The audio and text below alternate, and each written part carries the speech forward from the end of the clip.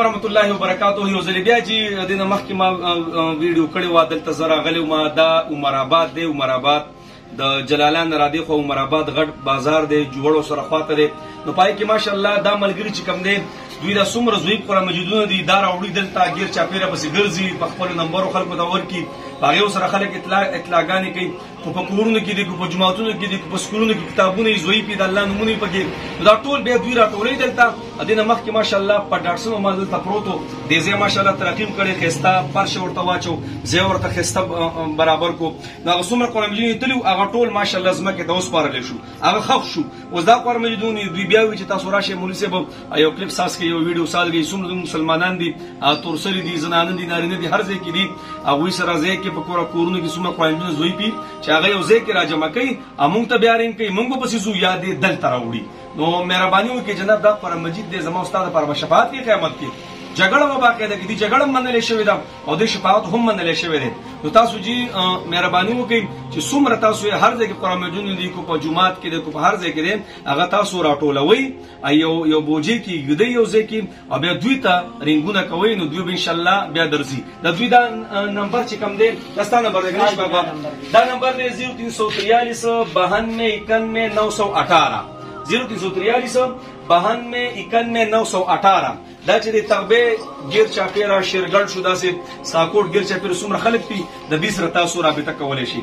د ملکڼ نه چې بره کم کس دی هغه کم یو دی جي او هغه دی سلیم دی د ملکڼ دی هغه نمبر دی 0348 320 47 74 0348 320 47 74. دا ملکان نه پس څومره خلک دي او هغه په جوماتونو کې په کورونو کې ضعیف قرآن مجیدونه دي که نه نو دا دې خلکو ته رنګونه کوئ دوی له خپل حساب کتاب برابر کړی دی او د الله د رضا لپاره منډه تړلوئ تاسو زه هم مرسته وکړئ. اشفاق یو څو خبرې پکې تکې بسم الله الرحمن الرحیم. ټولو ملګرو ته سپیشل سلامونه. ملګرو پرې کم ده کې چې ولاړم دا قرآن محل دی مخکې تاسو زما د قرآن محل یو ویډیو کتلی او هغه داسې نه الحمدلله اوس قرآن محل دومره ترقي وکړه چې تاسو په خپله باندې تېر شوي ویډیو کې مې لیدلی اوس هم درمانه چې شاته دا کم پراته دا په بوجو کې دا ټول قرآن مجیدونه دي الحمدلله. دا موږ یو ویډیو کړو او موږ په ډاکټر باندې قرآن مجیدونه یو مدرسو نه راغلل نو د خواست د یو خواست د کومه چې چکر زوی قرآن شریفونه یې سپاري نو چې کوم پر اسلام باندې کوي نمبرې تاسو موږ سره په دې باندې رابطه وکړئ. دې نه به موږ خپلې غوندې کپړه سپینه کپړه به ورته ورکړو او عطر به ورته ورکړو دا به بیا محفوظ ځای ته ورسي.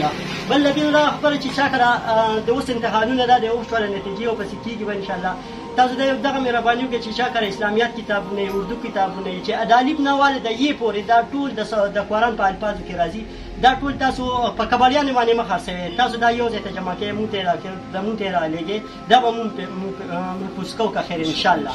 صحیح دی انشاءالله.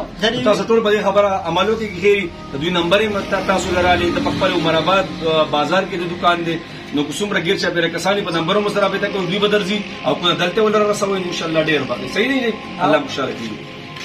دا زما د موبایل نمبر دی 0343 92 91 دا ولته تاسو ماشاءالله گاډي تیار کړې ده گاډي مله تیار کړې ده موټرسایکل پسې موږ خپل هلې ځلې ډېر کوم موږ یې موږ سره د خدمت ضرورت کې چې څوک هر قسم خدمت کولی شي موږ سره وکړي انشاءالله. تاسو سره به منډه وي څو کسان یې د پیسو مدد سره کولی شي ځکه په دې کپن دپن باندې او په دې خوشبو ورکولو باندې وړلو راوړلو باندې خرچه هم راځي نو هغې کې ورسره تاسو مرسته کولی شي. صحیح د الله د رضا کار دی الله د رضا کار دی. الله خوشحاله کړي.